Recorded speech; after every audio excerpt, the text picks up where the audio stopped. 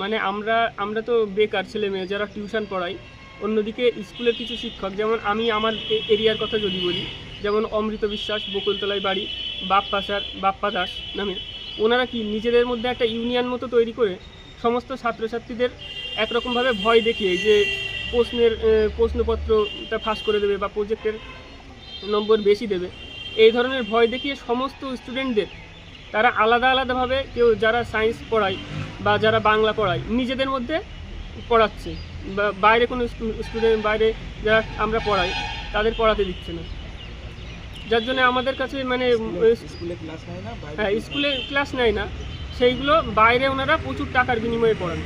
এমনকি আমি যতদূর জানি সপ্তাহে 2 দিন পড়িয়ে 900 টাকার কাছাকাছি মাইনে নেন, এরকমও আছে।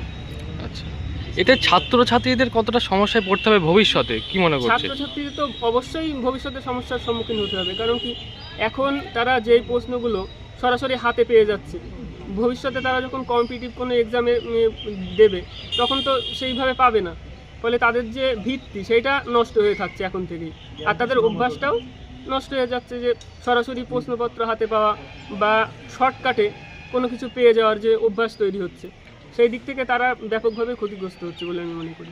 আচ্ছা, তো আজকে আপনারা ম্যাডামের কাছ থেকে আশ্বাস পেলেন? হ্যাঁ, ম্যাডামের কাছে আমরা আমাদের সমস্ত অভিযোগ জানালাম। উনি বললেন যে সরকারি যে নিয়ম, সেই নিয়ম অনুযায়ী কাজ করা হবে সময় নিয়ে। এবং যারা যারা স্কুল শিক্ষক এবং টিউশন পড়াচ্ছেন তাদের প্রত্যেকের নাম উল্লেখ করেই আপনারা অভিযোগ করেছেন? হ্যাঁ, আমরা ওই যে লিস্ট জমা দিয়েছি, সেখানে আমরা প্রাইভেট টিউটর যারা যারা আছি তাদের সবার সই তো আছেই, সেই সঙ্গে যে আমাদের এলাকার মধ্যে আমাদের নজরে যে সমস্ত শিক্ষকরা আছেন তাদের প্রায় প্রত্যেকেরই নাম ওই লিস্টে ইনক্লুড করা হয়েছে। আর কিছু কিছু শিক্ষক আছেন যাদের হয়তো নজরে আমাদের পড়েনি, কিন্তু এর বাইরেও কিছু কিছু শিক্ষক আছেন, কিন্তু লিস্টে অনেক নামই ইনক্লুড করা হয়েছে যারা প্রচুর সংখ্যায় পড়ায়। আপনার